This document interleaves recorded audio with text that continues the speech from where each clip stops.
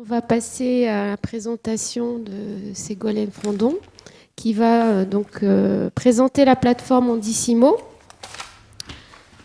On va la laisser s'installer pour lui poser sa question. Une seule. Une seule. Alors, la plateforme Andissimo est une plateforme collaborative.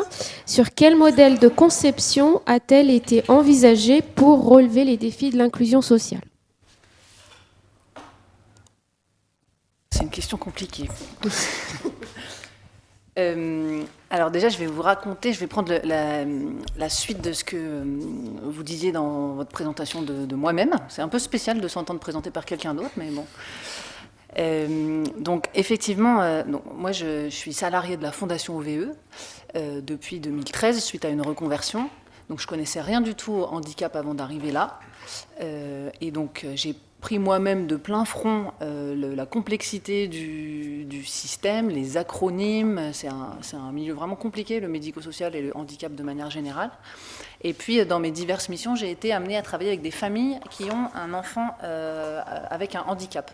Et donc, petit à petit, je me suis approprié cette idée du parcours du combattant que les familles vivent depuis le moment où elles découvrent ou même elles suspectent les difficultés d'un enfant et ensuite quand le terme handicap est posé.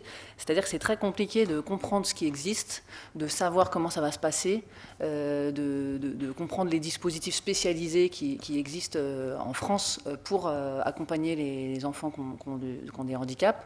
Compliqué de comprendre ce qui reste possible dans le milieu ordinaire et pourquoi à un moment ça bascule, on n'est plus accepté quelque part et on se retrouve dans un milieu spécialisé sans avoir à chaque fois son mot à dire, etc. Donc j'ai vécu ça, enfin je ne l'ai pas vécu, non, justement, mais je l'ai entendu. Et en parallèle de ça, j'ai vu que la vie devenait de plus en plus simple pour tout le monde. Vous avez tous plein d'applications pour vous aider à faire plein de choses. Et à l'époque, c'était le moment où, à Lyon, je ne sais pas si vous vous souvenez, en 2016, il y avait un grand matraquage publicitaire pour Airbnb. Il y avait des affiches de partout. Ouais, donc on voyait ça, Airbnb, on peut réserver à 14 000 km d'ici un appartement en 3 clics. Et puis quand vous êtes parent d'un enfant handicapé, il vous faut 3 ans pour comprendre le parcours scolaire de votre enfant. Et alors le dernier coup de matraque, je ne sais pas si vous connaissez, si vous êtes touché par le handicap vous-même ou si dans vos missions, j'imagine qu'il y a quand même ça comme fil conducteur. Mais voilà, il y a Madame Églantine Émeillé, qui est une présentatrice de télé, peut-être que vous la connaissez, qui a un enfant assez lourdement handicapé, qui a fait un film qui s'appelle « Mon fils, un si long combat ». Je vous engage à le regarder, il passe régulièrement. Et il y a un moment, elle reçoit une notification de la MDPH, donc la Maison départementale des personnes handicapées, et elle a une liste d'établissements vers lesquels son fils pourrait être orienté.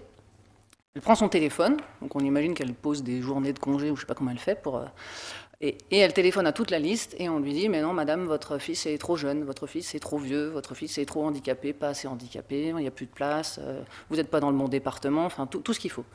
Et en voyant ça, à un moment, je me suis dit, mais c'est pas possible, il doit falloir faire quelque chose.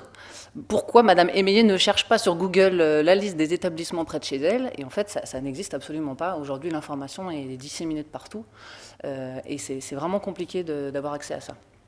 Donc l'idée, ensuite, elle était bête, enfin assez basique. Ce que j'ai voulu pousser, c'était de dire il suffirait de rassembler au même endroit sur une plateforme tous les services dont une personne handicapée, en l'occurrence ses parents, quand il est enfant évidemment, ont besoin tout au long du parcours pour qu'en 3 clics, on puisse savoir trouver un professionnel spécialisé, une association, une structure d'accueil, et qu'on vous explique tout ça d'ailleurs en amont. Donc ça, c'était l'idée de base. Et finalement, on a gardé cette idée. Moi, j'ai rassemblé autour de moi un groupe de familles touchées par le handicap d'un enfant, plus ou moins jeune. Et donc, depuis 18 mois, on travaille avec ce groupe de familles pour développer la plateforme qui donc s'appelle Andissimo. Alors je peux vous montrer à quoi ça ressemble, sachant que on l'a mise en ligne une première fois l'année dernière sous forme d'un premier prototype.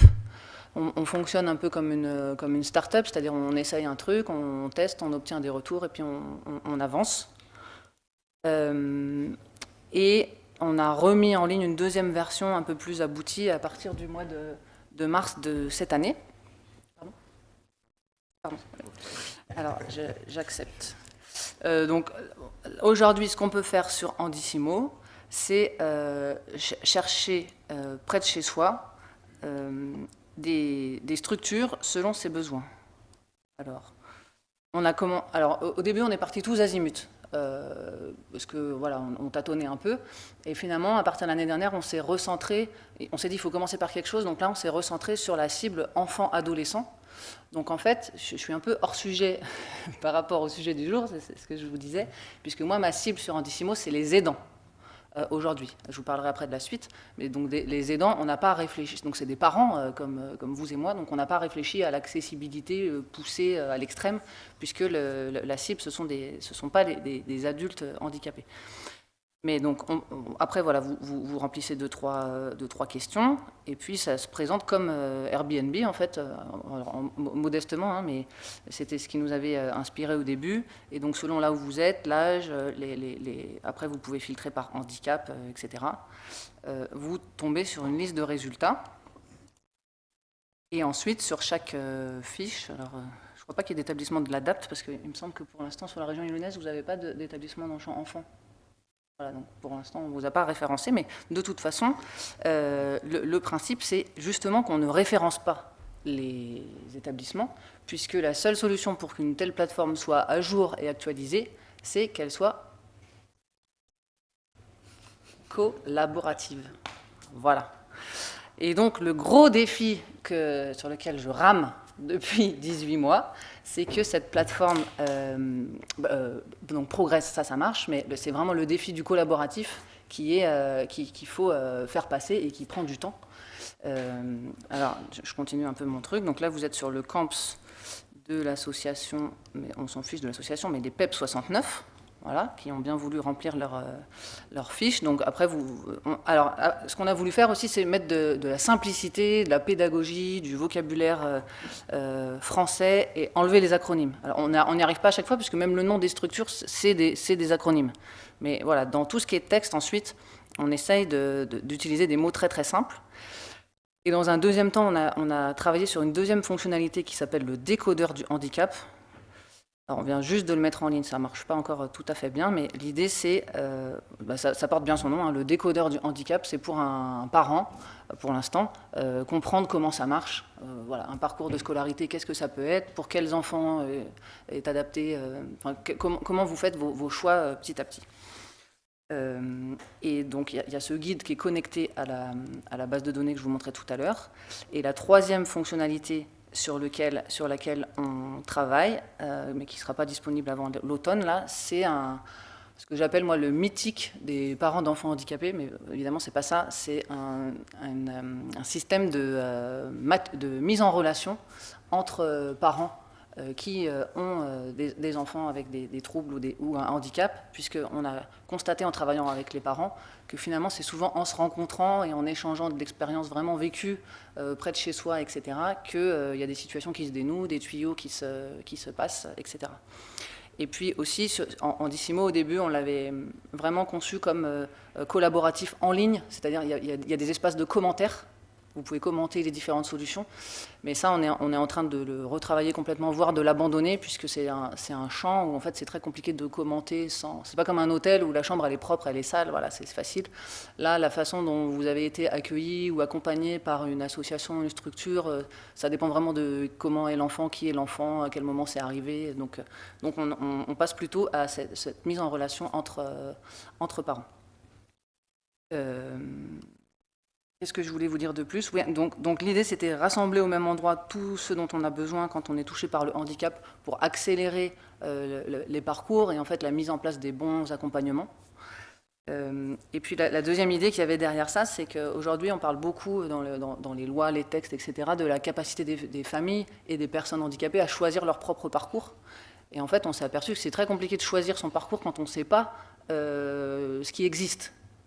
Et la question du projet de vie, par exemple, ça parle à quelqu'un de l'écriture du projet de vie ou pas?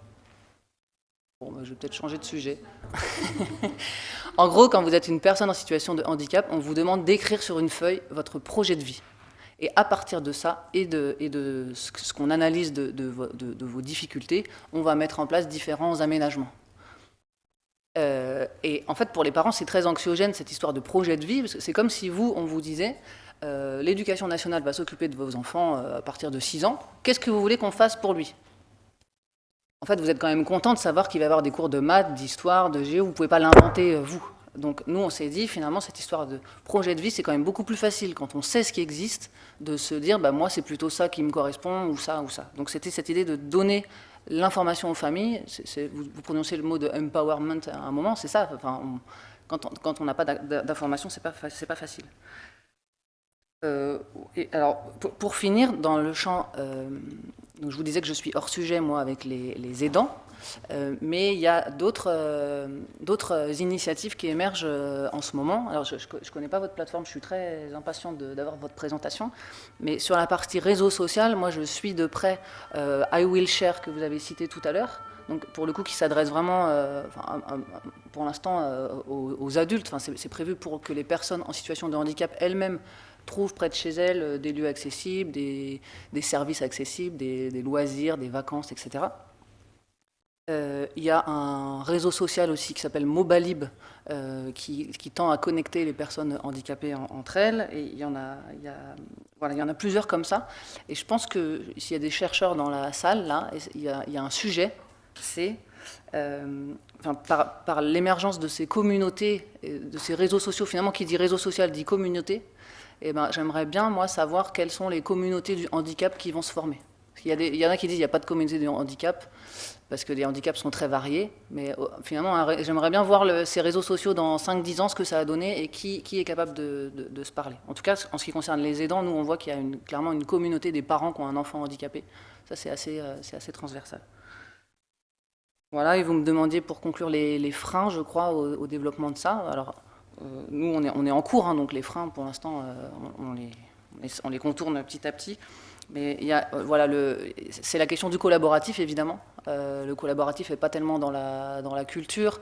Et en plus, en ce moment, il y a des projets institutionnels sur le champ médico-social qui émergent et qui sont aussi collaboratifs et qui monopolisent l'intérêt des acteurs. Et moi, j'ai beau expliquer que je viens en complémentarité, etc., ça brouille un peu les pistes. On est dans un champ où faire une plateforme avec des gens qui n'ont pas d'intérêt à figurer sur une plateforme, c'est compliqué. C'est-à-dire que les acteurs médico-sociaux sont financés par les ARS, les conseils départementaux, et ne cherchent pas de clients, finalement. Nous, à la Fondation OVE, on ne cherche pas de clients. Les usagers, ils arrivent tout seuls, tout droit de la MDPH. Donc on a un faible intérêt à être visible vis-à-vis des usagers. Il faut faire comprendre aux gens que ça apporte un service aux familles de les informer et que c'est indispensable pour qu'elles puissent s'orienter. Et puis, après, je me demande quand même s'il n'y a pas aussi une faible représentativité de ce qu'est le parcours du combattant parmi les acteurs, notamment médico-sociaux.